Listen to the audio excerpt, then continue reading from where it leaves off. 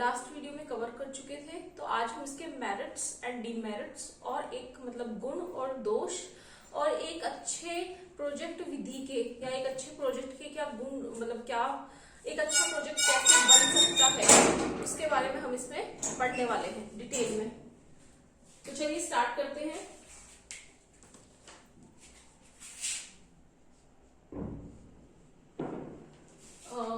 ये मेरा YouTube channel है स्टडी विद जैस। अगर आपने मुझे फॉलो नहीं किया तो यहाँ जाके मुझे फॉलो कर सकते हैं। स्टडी विद के बाद में स्पेस है, उसके बाद में जैस है।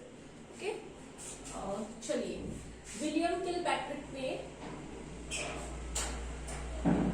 एक अच्छे प्रोजेक्ट के क्या गुण बताएंगे, यानी कि क्या फायदे बताए एक अच्छे प्रोजेक्ट मेथड के। देखिए, समानुकूल, रुचिकर, अनुभव प्रदान, सहयोग, चुनौती प्रदत्त। अब इनको हम डिटेल से पढ़ेंगे कि ये सब पॉइंट्स क्या हैं। ठीक है, समानुकूल का मतलब होता है प्रोजेक्ट बच्चे के खेल तथा व्यवसाय से संबंधित हो। प्रोजेक्ट बच्चे की मानसिक अवस्था के अनुसार हो, यानी कि खेल खेल में बच्चे को सिखाना है और जितनी बच्चा अपनी मानसिक क्रियाएं उसमें लगाएगा या मतलब मानसिक गतिविधियां जो करेगा, सोच विचारने का कार्य जो करेगा, वो इसके अंदर आएगा। नेक्स्ट है रुचिकर। ऐसा नहीं होना चाहिए कि बच्चे की रुचि ही नहीं है उस काम में, आपने बच्चे को ऐसा प्रोजेक्ट दे दिया जो कि उसके रुचिकर नहीं है। ये एक अच्छे प्रोजेक्ट की जो है विशेषताओं की हम बात कर रहे हैं। ठीक है ना, गुण क्या है या एक अच्छे प्रोजेक्ट कैसा होगा। रुचिकर यानी कि इंटरेस्ट एरिया, इसके अंदर इसका इंटरेस्ट आएगा।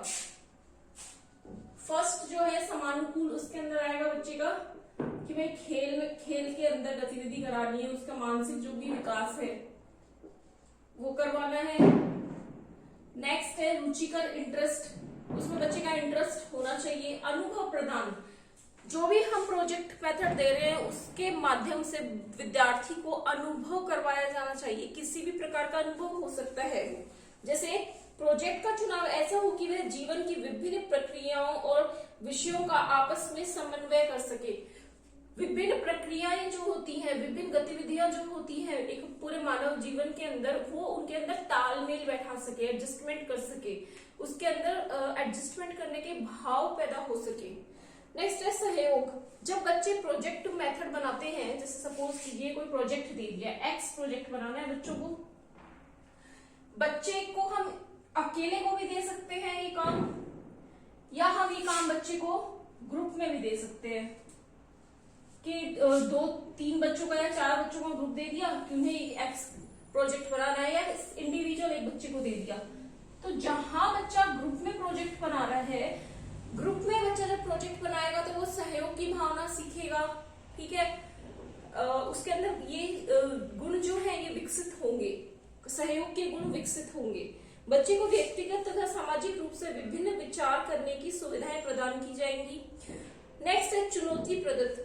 प्रोजेक्ट न तो बहुत कठिन होना चाहिए, ना ही बहुत मतलब डिफिकल्ट होना चाहिए, ना ही बहुत इजी होना चाहिए, आसान होना चाहिए। प्रोजेक्ट ऐसा होना चाहिए, प्रोजेक्ट गतिविधि ऐसी होनी चाहिए जिसमें बच्चा निरंतर सीखे और उसका जो लेवल है वो चुनौतीपूर्ण होना चाहिए। उसकी शक्तियों को जो है, बच्चे की मानसिक शक्तियों को चुनौतीपूर्ण रवैया मिले और वो उससे सीखे कुछ ना कुछ आगे। चैलेंजिंग टास्क होना चाहिए उसके लिए कुछ। ठीक है, नेक्स्ट हम बात करते हैं इसकी कुछ गुण जो हैं। अभी हमने डिस्कशन किया है अच्छे प्रोजेक्ट के गुण के बारे में, इनकी विशेषताओं के बारे में। ये अच्छे प्रोजेक्ट की क्या है, विशेषताएं हैं। इसको हम विशेषताएं कर लेंगे।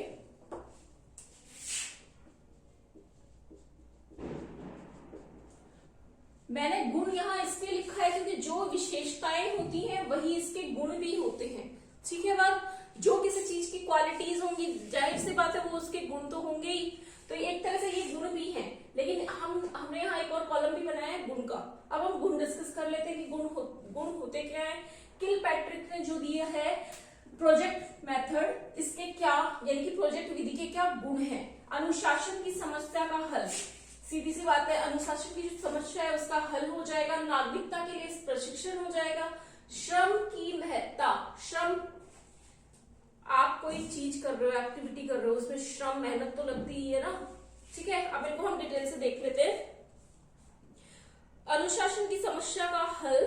क्योंकि बच्चे अपने अपने कार्य में व्यस्त रहते हैं, अतः इन्हें समाज विरोधी कार्य करने का समय ही नहीं मिलता। जब बच्चा एक्टिविटी में इतना इंडल्ज है, इतना उसके अंदर ही व्यस्त है, तो उसके पास समय नहीं होता है इधर उधर की चीजें सोचने का या ऐसी खुराफात हरकतें करने का। ठीक है, नेक्स्ट है नागरिकता के लिए प्रशिक्षण। यह पद्धति बच्चों में आवश्यक गुण जैसे कि सहिष्णुता, आत्मनिर्भरता आदि का विकास करती है। थर्ड है श्रम की महत्ता। प्रोजेक्ट पद्धति श्रम की महत्ता पर बल देती है। विद्यार्थी अपने हाथों से कार्य करता है तथा वे हर प्रकार के कार्य में अभ्यस्त हो जाता है। वह स्वयं कार्य करने में श्रम की महत्ता का अनुभव करता है। श्रम की महत्ता भी उसको हैबिचुअल हो जाएगा, अनुभव करेगा तो एक्टिविटी निरंतर करेगा। नागरिकता के प्रशिक्षण का कार्य भी हो गया ना। अब जब कोई आप एक्टिविटी कर रहे हो तो उसमें आप सीख रहे हो। एक बार कोई एक्टिविटी आपने कर ली, आप सीख जाओगे तो आपका उस चीज का पूरा एक प्रशिक्षण हो जाएगा, ट्रेनिंग हो जाएगी ना यहाँ पे। ठीक है, अनुशासन की समस्या हल हो ही जाएगी। अब इसके कुछ डीमेरिट्स हैं या हम कह सकते हैं दोष हैं इसके, वो देख लेते हैं क्या क्या दोष है। असंबंधित शिक्षण, अप्राकृतिक समन्वय, छोटे बच्चों पर अत्यधिक निर्भरता, शर्मीले बच्चों के लिए अनुपयुक्त। नाम से समझ में आ रही होंगी। असंबंधित शिक्षण, अप्राकृतिक समन्वय, छोटे बच्चों पर अत्यधिक निर्भरता, शर्मीले बच्चों के लिए अनुपयुक्त। जैसे कि एक ही प्रोजेक्ट में सभी विषयों का अध्ययन नहीं हो सकता। मतलब एक ही प्रोजेक्ट है, उसके अंदर सेम प्रोजेक्ट में आप सारे विषय नहीं कंपाइल कर सकते। अप्राकृतिक समन्वय, कभी कभी अध्यापक बच्चों की सीमा को बहुत बढ़ा देते हैं और उन विषयों को भी उससे संबंधित कार्य करने का प्रयत्न करते हैं। मतलब कई बार लॉजिकली नहीं रिलेटेड होता है। कोई आपने एक्टिविटी दे दी, ठीक है, अब वो उस चीज से बच्चा जो है रिलेट ही नहीं कर पा रहा है। कोई ऐसा उसको कार्य दे दिया गया जिसके अंदर वो सहयोग किससे ले रहा है, अपने परिवार के सदस्यों से ले रहा है, घर परिवार के और जो भी फैमिली मेंबर्स है उनको उस काम के अंदर वो क्या कर रहा है, इंडल्ज कर रहा है। तो यहाँ पे बच्चे को उसकी समझ के विपरीत कार्य मिल गया। वो उसका मानसिक स्तर इतना नहीं है जितना कि उसको जो प्रोजेक्ट वर्क दिया गया है। देखते नहीं स्कूल्स के अंदर बच्चों को ऐसे ऐसे प्रोजेक्ट वर्क दे दिए जाते हैं जो कि पता चलता है कि उनके पेरेंट्स वो बैठ के तैयार कर रहे होते हैं या कहीं पे मतलब पेड करके और वो प्रोजेक्ट्स तैयार करवाए जाते हैं। तो इस तरह की यहाँ पे बात हो रही है। थर्ड है छोटे बच्चों पर अत्यधिक निर्भरता। बच्चों के चुनाव पर ही निर्भर करता है कि उचित प्रतीत नहीं होता है। अब छोटे बच्चे खुद से तो ये नहीं कर पाएंगे डिसाइड कि हम क्या प्रोजेक्ट बनाएं, तो टीचर ही उनको अलग अलग प्रोजेक्ट्स बता देती है करने के लिए। और कई बार क्या होता है बच्चों को खुद को समझ ही नहीं आता है और ये निर्भरता जो है या तो बच्चे पूरी तरह से टीचर पर डिपेंड हो जाते हैं या पूरी तरह से उस काम को लेकर के अपने घर परिवार के अदर जो मेंबर्स होते हैं उन पे डिपेंड हो जाते हैं। ठीक है, चलिए देखिए शर्मीले बच्चों के लिए अनुपयुक्त। अब भाई प्रोजेक्ट विधि जो है या प्रोजेक्ट मेथड उसके अंदर आपने क्या प्रोजेक्ट बनाया है, ये कैसे वर्क कर रहा है या क्या आपने इसके अंदर एक्टिविटीज को इंक्लूड किया है, तो ये सब चीजें तो आपको एक्सप्लेन भी करनी पड़ेंगी। अब जो बच्चा शर्मीले स्वभाव का है उसके लिए यहाँ ये चीजें प्रॉब्लमेटिक हो जाएंगी। ठीक है, अब ये हमने पढ़ लिए हैं कि ये प्रोजेक्ट विधि की विशेषताएं या हम गुण भी कह सकते हैं इनको।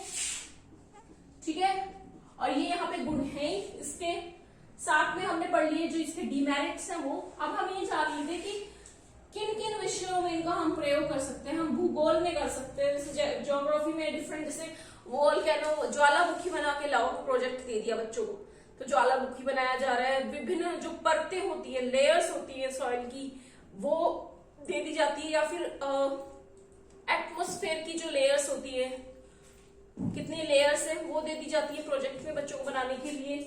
लैंग्वेज भी सीखता है कई बार। और इतिहास की हम बात कर लेते हैं इतिहास में क्या सीखते हैं कि कैसे गुफाएं हुआ करती थी, कैसे कपड़े पहना करते थे पहले के जमाने में लोग, और क्या खाद्यान्न में परिवर्तन आया, रहन सहन में परिवर्तन आया, वो सब चीजें भी हम इसके अंदर प्रोजेक्ट मेथड के थ्रू पढ़ सकते हैं। तो आई होप इस सारे वीडियो में पार्ट 2 है